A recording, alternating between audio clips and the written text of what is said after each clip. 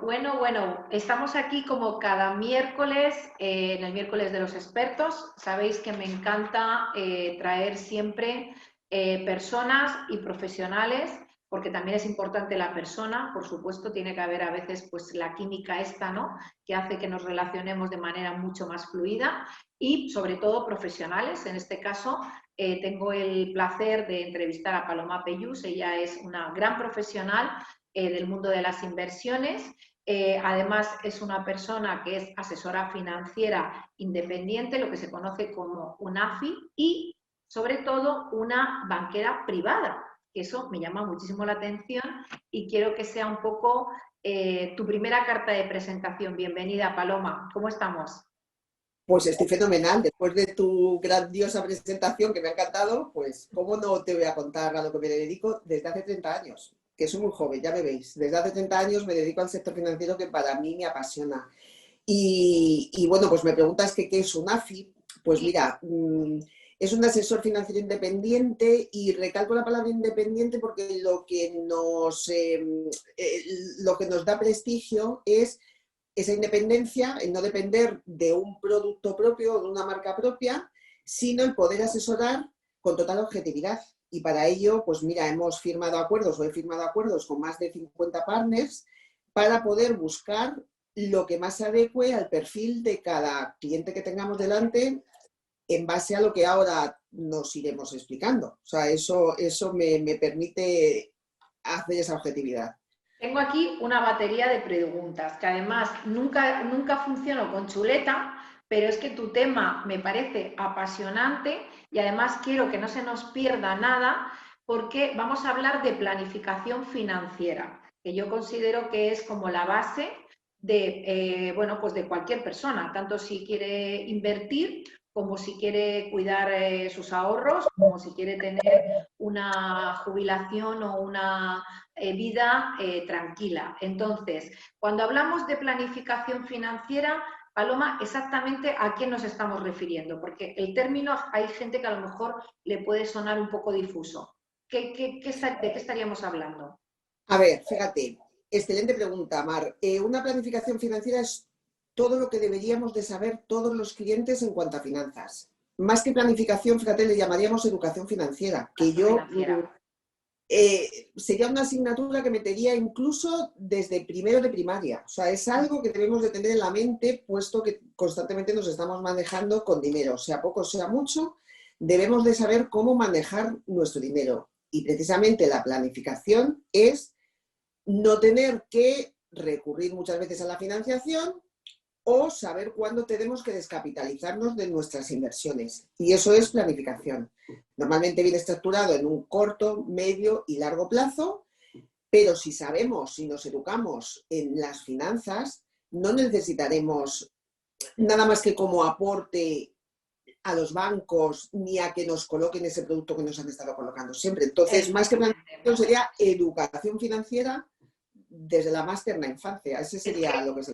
Yo creo que tú has dado en la clave porque una cosa es que te coloquen un producto y otra cosa es que tú elijas un producto. O sea, cuando tú no tienes educación financiera, realmente te colocan un producto que muchas veces no sabes ni la rentabilidad, ni el riesgo, ni nada. Y de la otra manera, pues bueno, dentro de tus conocimientos, porque el conocimiento al final es poder, tú puedes elegir. Y siguiendo un poco, por ejemplo, este hilo que estamos de conversación, ¿a qué edad consideras tú que debería de empezar una persona? Porque muchas veces pensamos que esto es un tema ya de la gente mayor. A veces pensamos y decimos, bueno, es que ya te vas aproximando a la jubilación, pero claro, me imagino que tenemos que empezar muchísimo antes, ¿no? Pues fíjate, con mis clientes papás les recomiendo y les insisto que con los ahorritos de sus hijos, eso que le dan los abuelitos, los tíos, las comuniones, bueno, todas estas cositas que tienen, que les enseñemos a cómo deben de hacerlo crecer esos ahorros, ese dinero que muchas veces los papás les meten en su cuenta y ahí se queda hasta que el hijo dice, si tengo una cuenta, pues yo hago formación precisamente para los niños para que sepan cómo lo pueden hacer crecer. Además es súper curioso, desde al niño ya se le detecta el que tiene un perfil agresivo, el que quiere hacer más, el que es muy conservador y no quiere que le toque nadie en nada. Dicho esto, la edad que me la marque el que sea. Es decir, cuanto más joven mejor, porque más les podremos ayudar a hacer crecer esos ahorros. Y por supuesto a esos que ya tienen conocimiento, esa gente que se supone que ya es mayor y que ya a lo mejor tenemos nuestra estabilidad económica, pues vamos a hacerles crecer más en función de sus objetivos y sus deseos. O sea, la edad, empecemos con 5 años. Venga, vamos a hacer. Cuanto más tiempo, más recorrido tenemos, está claro. Correcto, Y en el correcto. caso, por ejemplo, para ir entrando ya en un contenido muy interesante, ¿qué productos, por ejemplo, recomendarías, en tu caso que tú eres una experta, para un perfil conservador y para un perfil agresivo, dentro de todo el abanico de posibilidades que tenemos? Pues fíjate, dentro del abanico que pueda haber en el mercado, porque yo toco todos los productos de todas las entidades financieras, aseguradoras, bueno, todo lo que exista en el mercado, fíjate, me preguntas por algo conservador. Ahora son los peores porque un perfil conservador está con pérdidas, que eso es algo que, bueno, ya explicaría al cliente in situ, pero por ejemplo, para un perfil conservador yo le recomendaría un producto estructurado, que muchas veces es un producto difícil de explicar, no lo tienen todas las entidades, y lo dice la propia palabra, se monta una estructura para que tenga una garantía y esa garantía se ejecutaría en el caso de que se incumpla esa estructura que se ha marcado.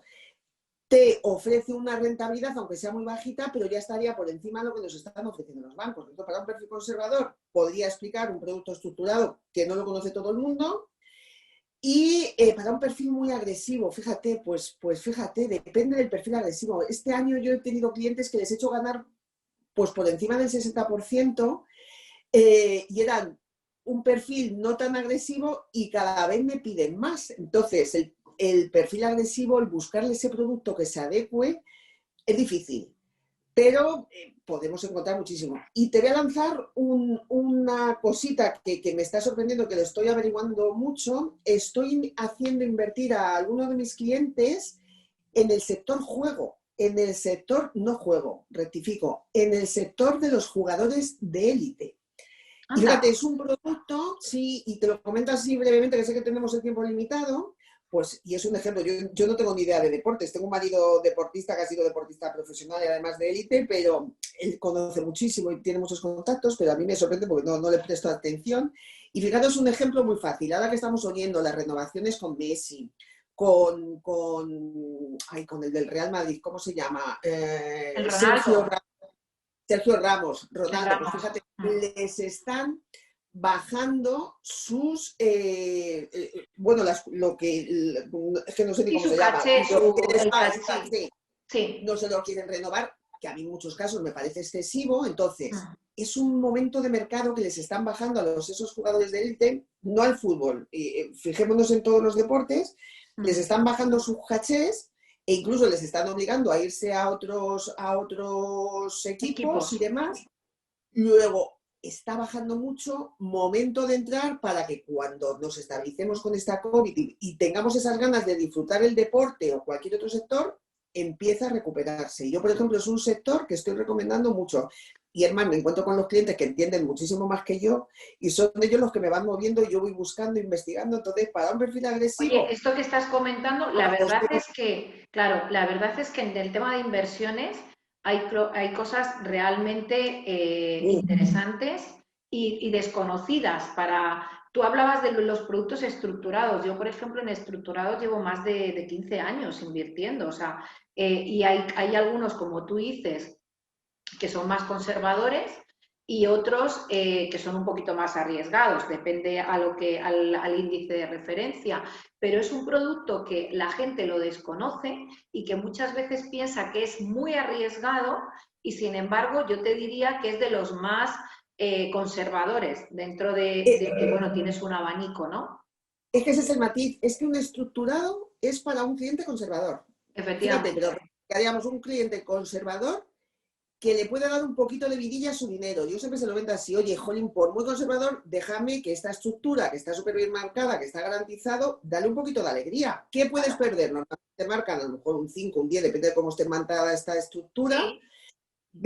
No es un índice, es una estructura, eso ya os lo explicaría. Jolín, Sí. y es que a ese cliente conservador le permite introducirlo un poquito en el riesgo, fíjate, siendo conservador, porque tiene esa No, pero garantía. como tú comentas, hay en algunos casos que, bueno, tienes como una escalada de poder, incluso ventanas de que puedas salir, de llegar a unos topes, de unas garantías. Hombre, tienes que tener... Ahora menos, sí, sí, pero es así, ahora menos, Hombre, sí, es que ahora mismo estamos en un momento que ten en cuenta que todo está negativo. Entonces, totalmente. aquí duros a pesetas, como se dice, no vamos a encontrar. Pero esto que tú comentabas también de la parte de los commodity, de la parte del deporte, me parece muy interesante Buah. porque la mayoría de las personas a lo mejor ni se les ocurre. Entonces, a no ser que estén con una persona como contigo, que tú vas a asesorarles y les vas a ir conduciendo a productos que se van ajustando a sus necesidades,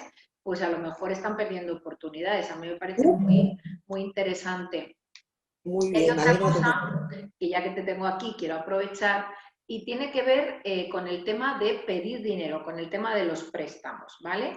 Si tú, ¿cómo ves tú el tema del endeudamiento, el tema de los préstamos y también otra cosa, que la tengo aquí apuntada porque me ha llamado mucho la atención, que tú no eres partidaria de las amortizaciones, o sea, eres más partidaria de la no amortización, algo en lo que yo creo que tenemos como una idea un poquito al revés. Cuéntanos.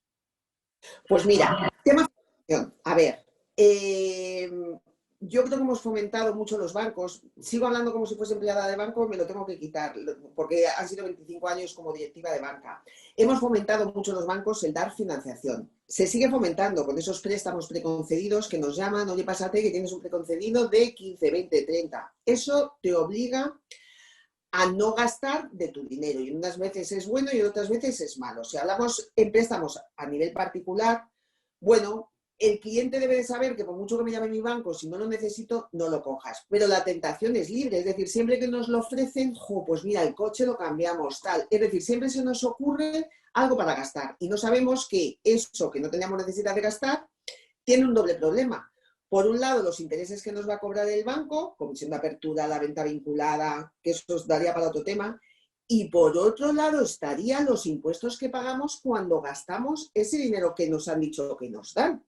Que normalmente los impuestos directos es algo, indirectos, perdón, es algo que no hacemos caso. Luego ahí ya estamos gastando o perdiendo dinero en 2 días.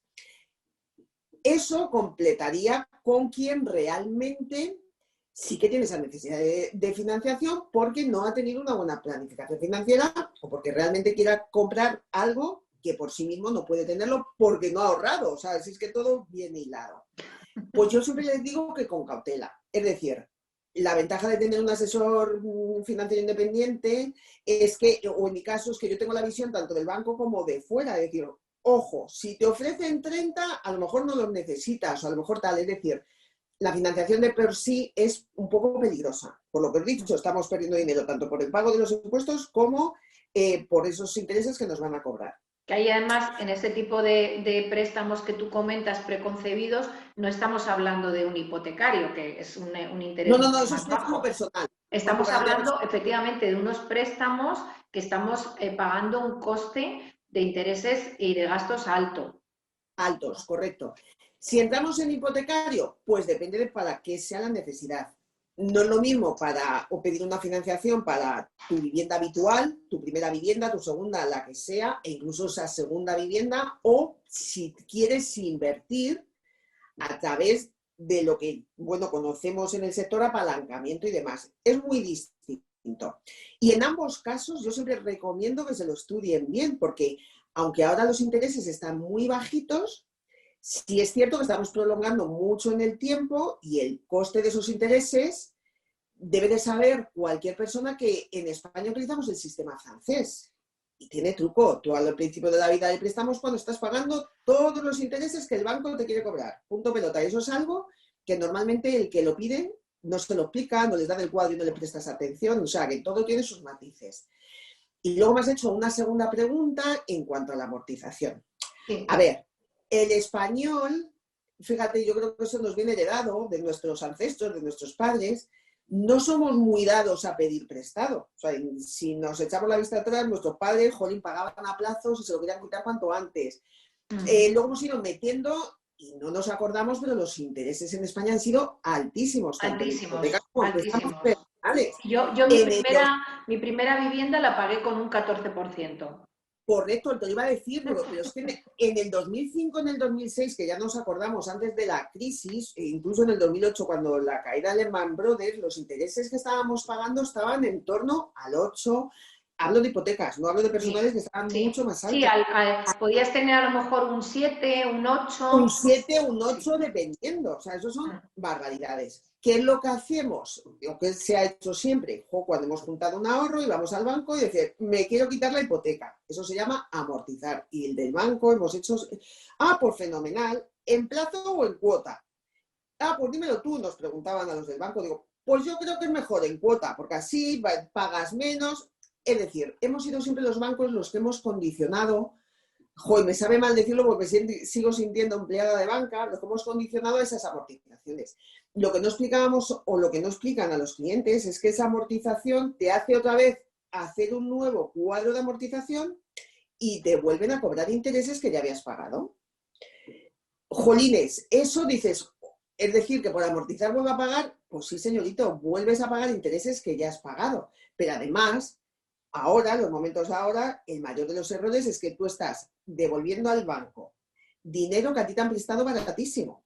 Es mejor que te lo guardes tú, que tengas un buen asesor como yo que te ayude a rentabilizarlo y que cuando estimemos conveniente, o bien acortemos, que no es lo mismo que amortizar, o que cancelemos.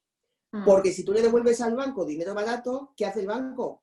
Volvérselo prestar a otro a dinero caro. Luego les estamos entrando en el juego al banco.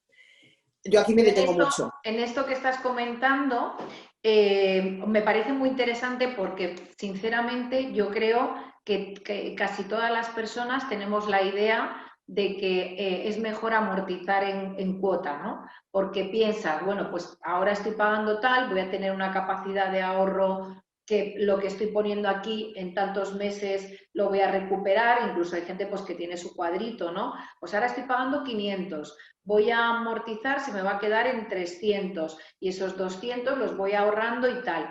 Pero nunca hemos pensado en esto que tú estás comentando de la doble imposición de intereses, o sea, de que eso sería, esto daría, Paloma, para una máster que yo te invito, porque incluso que nos pudiésemos hacer un cuadro con un ejemplo, porque creo que esto es muy interesante, porque ¿quién no tiene una hipoteca? O sea, la mayoría de las personas tienen una hipoteca y yo te diría que no te voy a decir un porcentaje, pero yo creo que un 80%, si tiene ahorros, lo que hace es amortizar en cuota. Pero fíjate, pero es que es más, los clientes me dicen, uy, es que yo tenía una hipoteca a 30 años y me la he quitado en 10. Y claro, yo me les quedo así mirando, que soy guasona, ya me conoce, y digo, ¿y qué quieres, que te aplauda? Porque has hecho la tontería del siglo. Y se quedan así, ¿por qué? Me lo he quitado en 10. Digo, porque volvemos a los mismos, si es que tú los intereses ya los habías pagado, ¿para qué se lo has devuelto al banco? Sí, claro, Pero ahí... el error, se ponen orgullosos por haber una hipoteca a 30 años, me la he quitado en 10, pero le has hecho el juego al banco. O sea, que por eso te digo que daría para mucho hablar. Hombre, ahí yo creo que o sea, lo vamos a decir, el clave, ¿no? El kit de la cuestión sería poder tener muy claro en qué momento dejas de pagar, o sea, en qué momento te interesa, en el caso de que te quieras quitar la hipoteca, en qué momento te interesa quitarla para que no estés ya quitándote capital, sino que te estés quitando intereses, que al final es un dinero que sí que sale de tu bolsillo. Pero claro, también es cierto que para llegar a ese punto es complicado tener capacidad económica para hacerlo antes de ese punto. O sea, quiero decir que tener la capacidad económica de hacer una hipoteca y a lo mejor decir a los 2 años me los quito, que sé que me quedan 28 años de pagar, es muy complicado. O sea, yo creo, un equilibrio de números que la mayoría de la gente no hace. Por eso te invito a que tengamos una charla, una masterclass, porque además, entre otras cosas, bueno, tú les ofreces a los clientes un asesoramiento gratuito, ¿no? ¿En qué consiste, por ejemplo? Imagínate que yo digo, bueno, yo paso por ello, ¿eh? Yo os puedo decir que Paloma además tiene una filosofía y una forma que te lo va explicando de manera muy amena y te vas metiendo un poquito en la necesidad de esta planificación, que al final, pero para las personas que nos están escuchando, ¿en qué consistiría este asesoramiento? Que además luego vamos a poner debajo tus datos. Pues fíjate, yo en el asesoramiento, o sea, todo esto que me estás diciendo que tenía que explicar, yo a mis clientes todas estas explicaciones se las hago de manera gratuita y les voy asesorando. Para ello tienen que ser ya clientes míos y demás. Y no solamente les formo a nivel de finanzas, sino que les damos un complemento de asesoramiento fiscal, que es importantísimo. O sea, la pregunta que les hago en cuanto al asesoramiento fiscal, le pillo a todos y me gusta porque digo, jo, ¿qué tenemos que mejorar? Es asesoramiento fiscal, asesoramiento jurídico, que muchas veces hay clientes porque me sueltan de todo. Ahora con el tema de las herencias, que por desgracia está falleciendo tanta gente, me siento orgullosísima de poderles ayudar en ese aspecto. Entonces, mi asesoramiento financiero tiene muchísimas vías porque les solemos complementar en todo. ¿Por qué hacemos este asesoramiento financiero?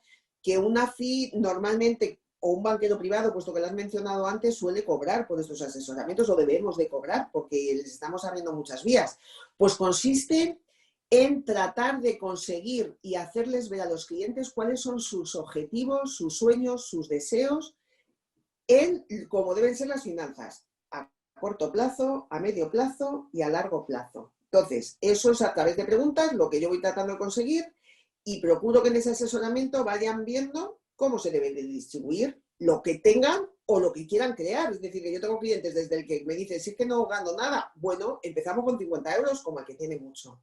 Entonces, ese asesoramiento, como, bueno, que tú lo has visto, trato de hacerlos ver cómo deben de tener cuidado su corto, su medio y largo plazo. Y luego haciéndoles ver que sus necesidades no son las mismas en cada uno de los periodos y, acorde con su necesidad, ¿qué es lo que prefieren? Rentabilidad, liquidez o seguridad. Porque las tres cosas a la vez no se pueden dar en ningún producto. Entonces, mínimo, necesito una hora, hora y media del tiempo de cada cliente y, bueno, pues, jolín, el que lo pueda ofrecer de manera gratuita, pues yo creo que es una manera que se pueda beneficiar. Hombre, desde luego, claro, desde luego, o sea, tu tiempo es de, vale, tu peso en oro. Entonces yo creo que la oportunidad nadie la debe de rechazar. Nosotros en la parte de abajo vamos a poner tus datos, de forma que también si cualquier persona quiere contactarnos para que se los pasemos, tenemos tu permiso para poder hacerlo.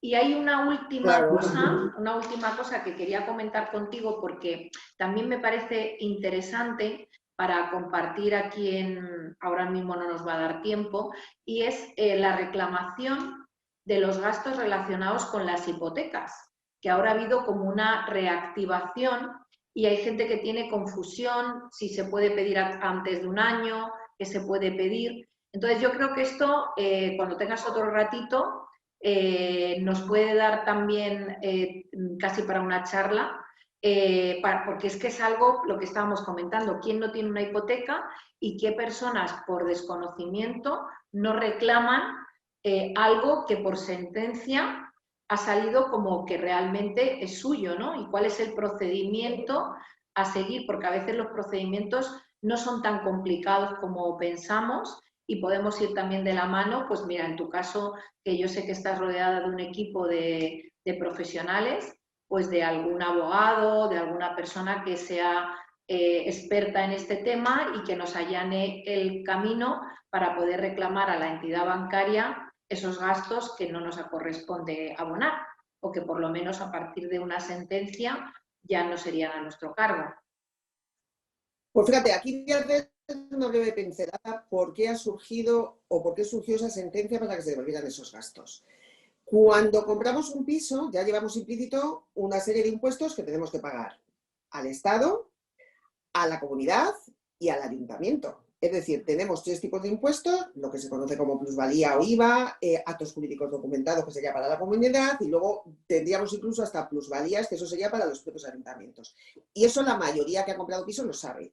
Vamos a la siguiente patita, que sería la hipoteca. Es decir, tú no puedes comprar ese piso si no tienes el dinero para comprarlo. Para ello te lo presta el banco. El banco, por seguridad misma, porque es el que está poniendo dinero, se cuida mucho y dice, vale, tú pagas esos impuestos por compra-venta, yo también quiero ese préstamo que te hago, elevarlo a público, y el elevarlo a público implica pagar otra vez esos impuestos por la hipoteca. Es decir, tendríamos dualidad de impuestos por la compraventa y por la hipoteca. Pero es el banco el que se ha empeñado en que eso quiera llevarlo a público, quiera que se formalice en una escritura pública y que además se lleve al registro de la propiedad. Entonces, la sentencia derivó por decir, oye, banco, si tú ya de por sí estás cobrando por esos intereses, esas comisiones, ¿por qué además haces pagar impuestos? Si es que ni tan siquiera es para el banco. Claro. Haces pagar esos impuestos por esa obligación que tú quieres elevarlo a público. Ese es un problema tuyo, banco. Y de ahí deriva todo. Dicho esto, como tú bien has dicho, la mayoría hemos tenido esas hipotecas y hemos pagado doblemente esos impuestos por la compraventa y por la formalización de la hipoteca. Entonces, no en todos los casos, aquí sí que quiero hacer la matización, que no todos los casos los bancos están obligados a pagar esos impuestos, porque no dejan de ser impuestos, ojo, o sea, es algo que el banco ha obligado a pagarlo y por esa obligación nada están obligados a devolverlo, pero no todos tienen derecho. Dicho esto, perfectísimo lo que tú dices, tenemos esa oportunidad de hacerlo, vamos a tratar de revisarlo y vamos a ver en qué la mayoría de las veces podemos hacerlo y reclamarlo o en qué no. Sí que te digo que por media, los gastos de una hipoteca en Madrid, hablamos de Madrid, que es donde más caros son los pisos y demás, pues a lo mejor te supone una media de 8.000 euritos que te tienen que devolver en impuestos. Claro. Vamos a pelearlos. No, es dinero, es dinero. Entonces, yo asesoro en ese aspecto muy bien a los clientes para que sepan cómo tienen que hacerlo.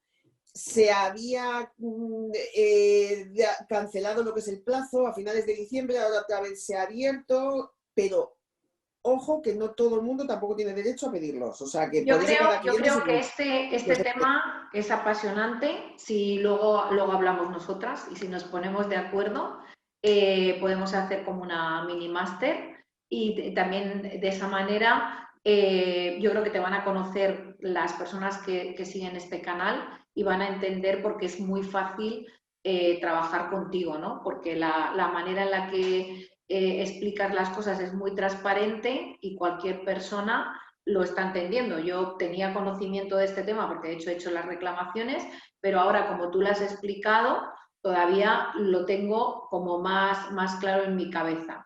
Bueno, Paloma, pues mira, estamos llegando al final de la entrevista, que se nos ha pasado el tiempo en un pispás.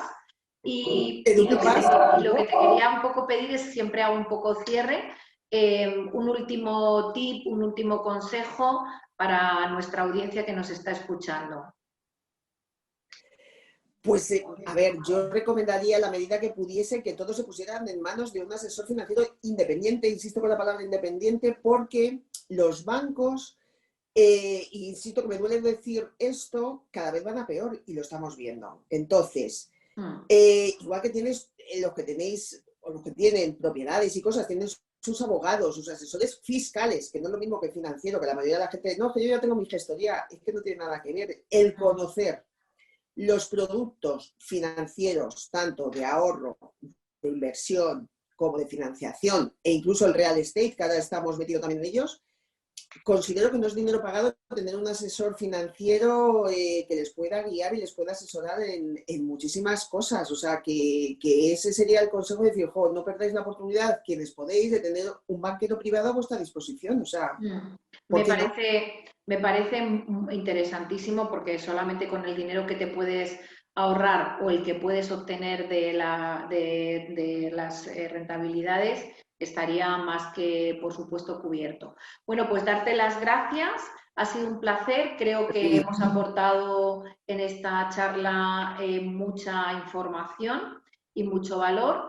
Y nada, te invito a que en otra de las ocasiones toquemos estas cositas que hemos dejado todavía ahí un poquito en el aire, porque no nos da tiempo a profundizar en todas. Espero que hayas disfrutado y nos vemos. Paloma, muchísimas gracias. Cuando quieras. Gracias a ti por invitarme a esto, porque las finanzas me apasionan. Entonces, igual he hablado más que tú, pero ya lo veo. No, pero es que de lo que se trata es de esto. Yo aquí soy una mera conductora en el canal. Así que un besito y nos vemos muy pronto. Muchas gracias. Muchísimas gracias, Mar. Mucha suerte. Gracias. Hasta ahora.